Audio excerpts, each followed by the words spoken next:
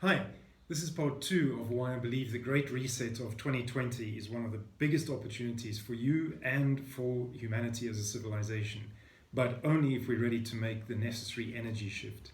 So before I get into it, there are 3 reasons why I'd like you to be very aware of your physiology as you're listening to what I'm about to say.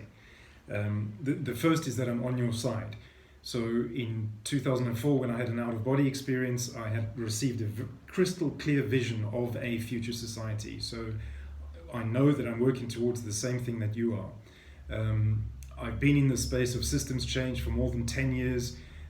You may not know me, but there are many people who can vouch for me. I've also made many enemies in that space because, we'll get onto why that might be. The second reason is because what I'm about to share with you will make you very, very angry. And I want you to be aware of your physiology from the perspective of, are you angry with me or are you angry with the message? The message made me incredibly angry and incredibly depressed. And if it doesn't make you angry, then you don't have a pulse. This is serious, serious stuff, and that's why I'm sharing it with you right now. And the third reason is because, as I hope you'll see by the end of this video, we will not make the necessary shift unless there's a shift in energy first. And I'll go through this step by step, and we'll see what happens by the end. So in this talk, I'm going to use many religious terms, but please know that I'm talking about this as religion as a technology. I'm not talking about any specific religion. I'm not supporting any specific religion, but I'd like you to understand by the end of this video how religion has been used as a very specific technology, and I'll try and explain that, how it works. So if you remember correctly, in the first part we had Society 3.0, which represents teenagehood, and Society 4.0, which represents adulthood. And the challenge for us is how we leap from here to here. So let's just go through some of that religious technology so you get an understanding of it. And I'll go through it in order of decreasing size. So Christianity, about 2.4 billion adherents. Islam has 1.9 billion. Hinduism has 1.2 billion. And those that are agnostic, who say they either have no belief system or don't believe in any kind of deity, there are about 1.2 billion of them.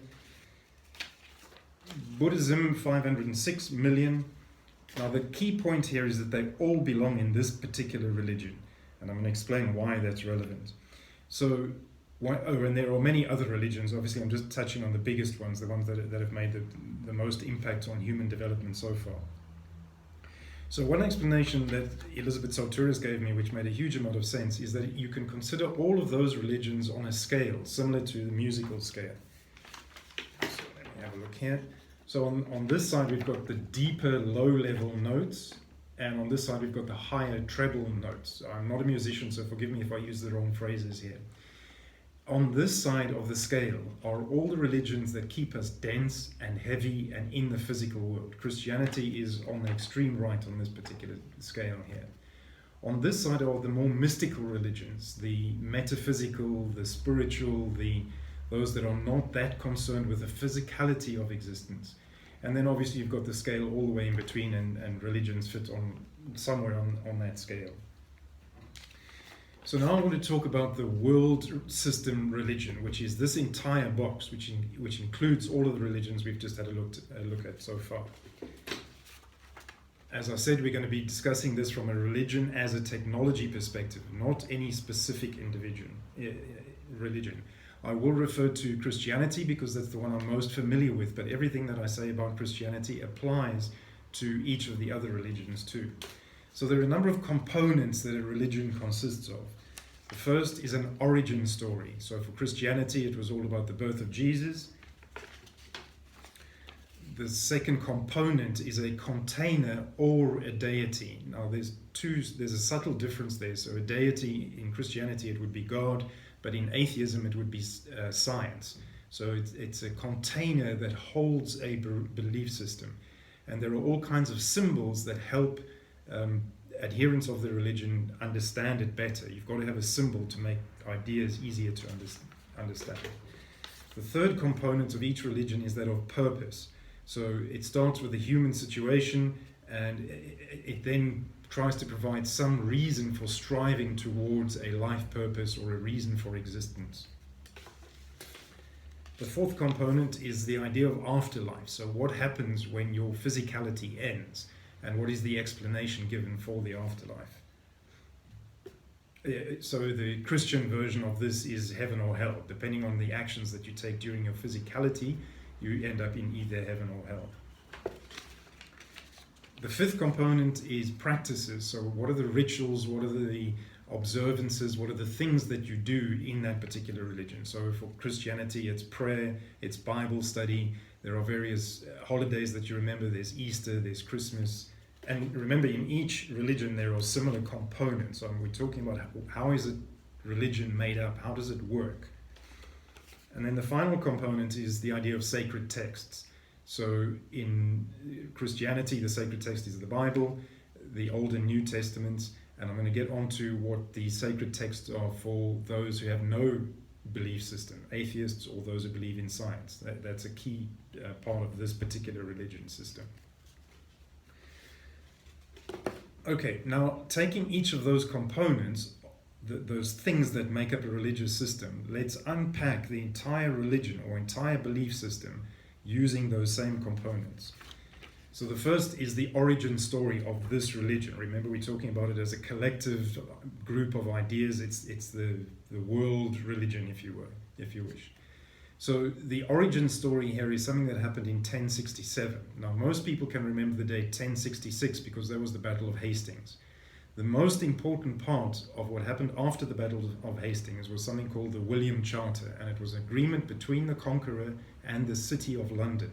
The important bit here is that that was the first time we established the idea of ownership.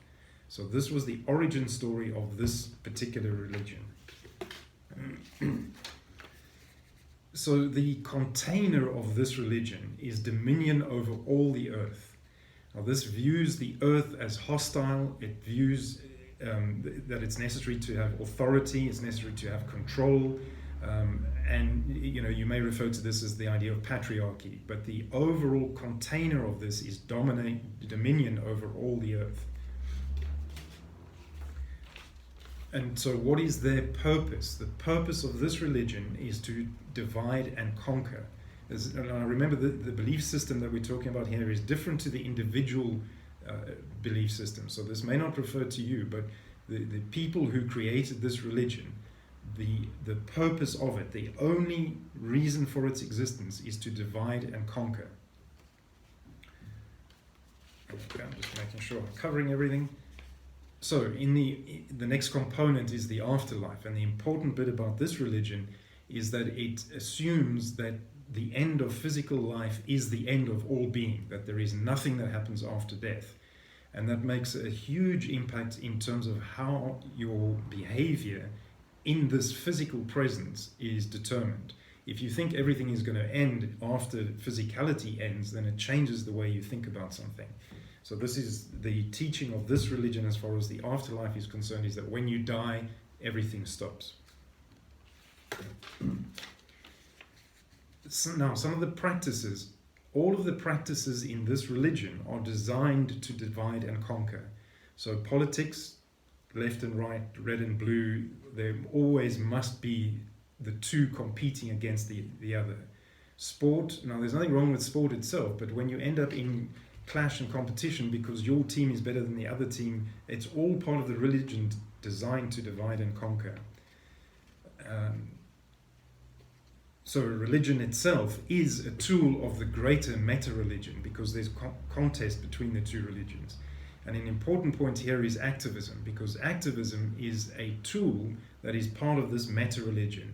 It pits two different competing ideas or forces against each other. We'll go into that in more detail. But so these are the practices of this meta-religion. Okay, now things are going to start getting a little contentious. The sacred texts of this religion is academia. And by academia, I also include all kinds of authority. So anybody in a uniform, any rules, any regulations, any things that we accept as that's the way life must be, that's part of the sacred text of this religion. Now this is going to start getting very uncomfortable, and this is the moment where you're going to get angry.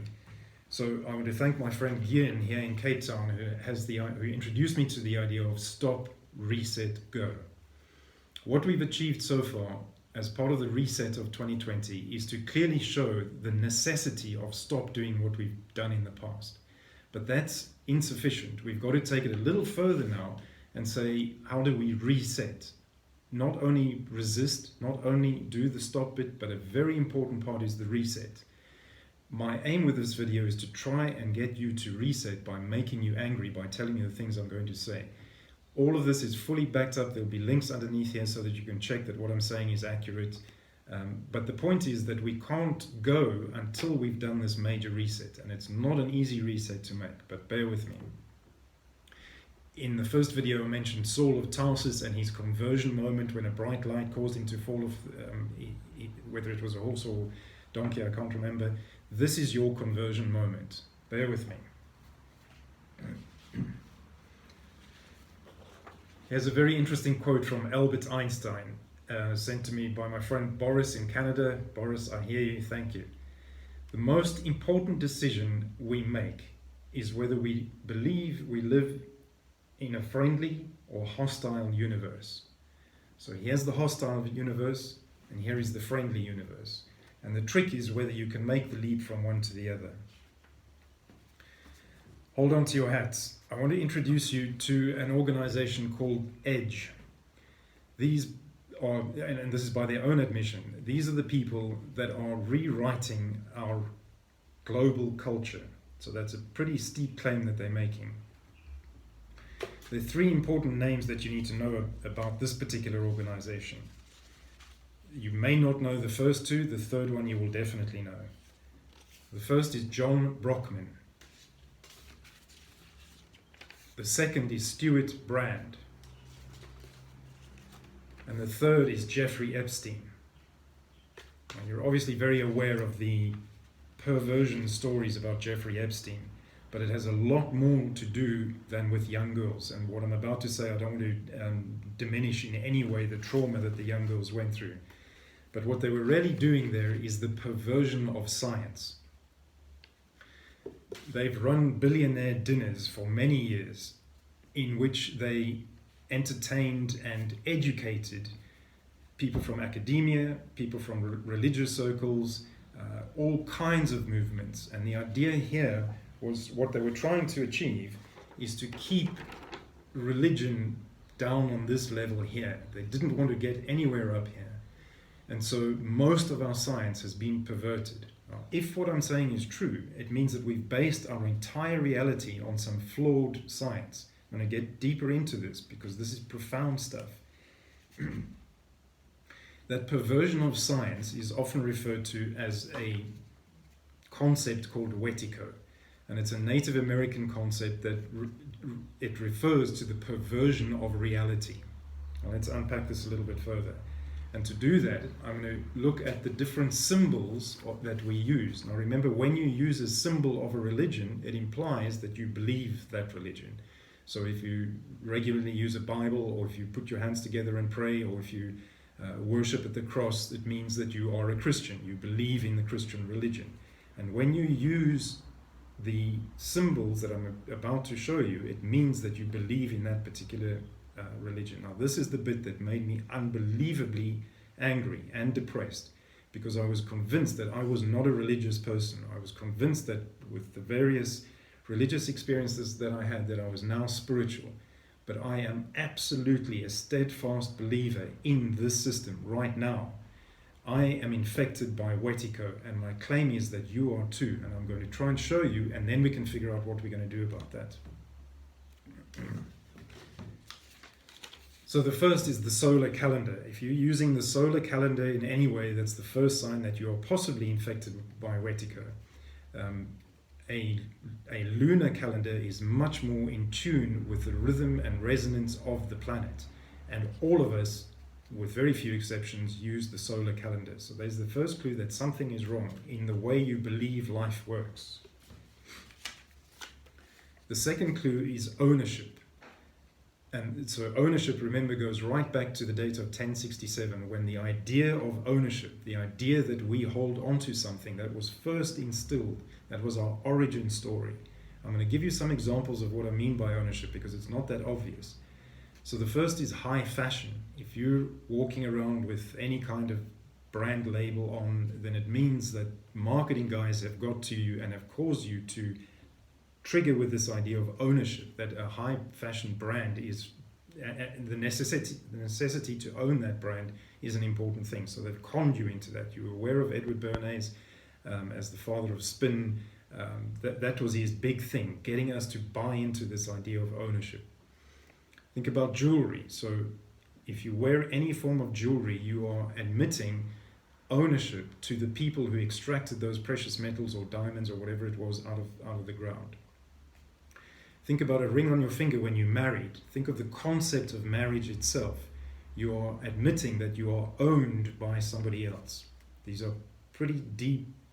I mean, this belief system is so insidious that it gets into every single part of how we think life should work. Then there's the physical ownerships of bigger assets, title deeds for pieces of land or houses, or so any item that you own means that you are more than likely infected by Wetiko. Now, if you subscribe to only one or two of these symbols, then maybe you're okay. I don't know. But many of us are so entrenched in all of these symbols and we don't even realize it. If you have passionate allegiance to anything, whether it be the flag of your country, whether it be your sports team's colors, passionate allegiance to any particular thing is a form of ownership. Now, I'd like to talk to friends of mine from the system change space who keep writing to me, requesting and pleading for collaboration. I want you to understand the reason I haven't shown any excitement in collaborating is because collaboration, the underlying belief system there is one of ownership. It creates this false belief that you own something, I own something, and we should bring those two things together and somehow make them work. Collaboration is a form of ownership. And when you come to me asking to collaborate, I know that you are infected with Wetiko. And I'm saying this now because I want you to get angry. We are not going to shift this system until all of us get so damn angry that we actually do something about it. Let me take a breath. Sorry. Calm down and carry on. Some more symbols are any national symbols. So I've mentioned international borders, I beg your pardon, national borders, flags, currencies. Now remember that before the photograph of Earth was taken from space, we needed some form of identity. So at that stage, maybe national identities made sense. But now that we've seen the entire globe, we've seen that we're all one human family, none of those symbols make sense anymore. Here's another controversial one because there's a big vote coming up very, very soon. So the idea of ballots itself is a symbol of this religious system, this belief system. So if you're going to vote, you're agreeing that you believe in this religious system. Anything that causes us to divide our allegiances, remember that the divide and conquer was the purpose of the world religion. So voting, by you going into a polling station or sending in a postal vote, whatever the action is, you're agreeing that you believe in this religion. Same goes for sports teams. So any passionate sport is all about dividing and conquering, this team against that team. Here's another one that I hope will make you happy. I beg your pardon, hope will make you angry.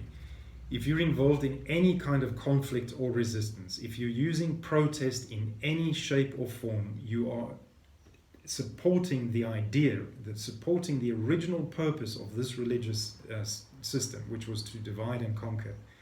I have a theory, I have no proof of this, but I want you just to think about it, that the police brutality that we're seeing around the world now may well be staged. And I say that because it continues this idea that we live in a hostile world when we don't live in a hostile world. That's a belief system.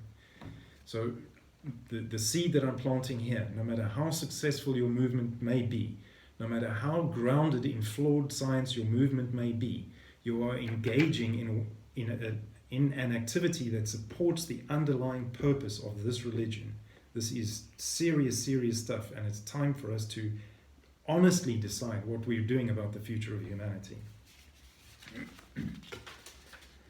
I mentioned earlier that the sacred texts of this religion is academia and academic papers in particular. If you've ever written a thesis or if you've submitted a master's, you will know that it has to go through a peer-reviewed process. And for many of you, that was a frustrating process because you were trying to say things that the system wouldn't accept. And that's because this peer review process makes very sure that only, with few exceptions, only papers are published that support the idea of a hostile world. So if you were trying to do something in the metaphysical space and you were submitting papers and it was rejected, the reason is because it didn't support this underlying belief system. So you may have felt that things were very different and that you wanted to write your own free thoughts in a research paper, but this religion rejected it. Now you may understand why. On this particular one, I want to talk directly to the people who support the idea of the Freeman system and the straw man theory. And that theory talks about your birth certificate being connected to a monetary fund of some sort and that somebody has ownership of you. Now, this entire movement is putting a huge amount of effort into extracting themselves, getting rid of their birth certificate. There's a big problem with that because if and when you're successful, you end up in no man's land, and that's not where you want to be. You want to be in an adult society, and going through the straw man process leaves you somewhere here in limbo between the two. It's no man's land and it's not going to work for you. The concept of the birth certificate and the straw man, all of that is correct, but the way we're addressing it makes no sense because you're going to end up in limbo land somewhere. If you have a bank account, you're more than likely infected by the Wetiko religious system. Now, getting rid of a bank account is not easy, but you're probably aware of how the debt system enslaves humanity. So a key symbol for you to understand whether you're infected with the Wetiko system or not is whether you have a bank account. If you've managed to get rid of that, then you're well on your way to being out of the system. But remember, we spoke about leaping from this system to this system. And are you ready to make the leap, or have you already made the leap? If you are holding on to any of these systems, you more than likely are infected by the Wetiko's belief system. And then finally, if your theory of change includes any of the existing systems here, whether it be a legal system, a medical system, an education, whatever the system is, if your theory of change includes any of them, then they are infected by, the systems themselves are infected by the Wetiko virus, and therefore your theory of change is also affected by the Wetiko virus. So, I hope that makes you angry because it made me angry too. But remember that the most important decision we can make is whether we believe we live in a friendly or a hostile or a friendly environment. So and that's a quote by Albert Einstein. So the anger comes in. The question is, what do we do? Well, the first is like a religion. Remember in part 1 we said 3 things happen in a religion. There's the moment of realization, and the moment of conversion, the moment when you change, when you make a decision that you're going to change what your previous behavior was. You almost repent of your sins and you move in a completely different direction. So that's why I was talking in the earlier video about making the leap from here to here. It's leaving behind all of these belief systems. Now the interesting thing, this is scary stuff, and I mentioned that in the first video, but the interesting thing is that it's not that difficult to make the leap. It is a subtle shift in energy. It doesn't mean that you have to change everything that you've worked for, but it does mean that when you make that subtle energy shift, absolutely everything changes. Now this is where I'm pleading to you. Unless you make this energy change, the work that you're doing as you know, from whatever intent it comes from, remember that if you're supporting the original intent of this religious system, then you're clashing. The idea is to make the shift into a belief system that says the entire universe is friendly, it's not hostile. It may sound complicated, and it's not, which is why I'm suggesting, if this sounds scary to you, but you do wish to make the leap, my sister understands this stuff and is willing to help. I hope you'll reach out to her. But my plea is, consider making that huge leap, but the subtle shift in energy. I can tell whenever anybody reaches out to me, whether they are infected with a virus or not. And right now, all of us are, including myself. We're not going to make this change without this leap, without getting rid of the shackles that hold us back. And what I hope I've achieved in this video is to show you how deep they are. If you're not going to make the leap, get out of the way. You're not playing, but no matter how passionate you think you are, you're not going to make this leap for humanity. And we're at that moment now where I'm begging you, I'm pleading with you, make that shift or shut up. Peace.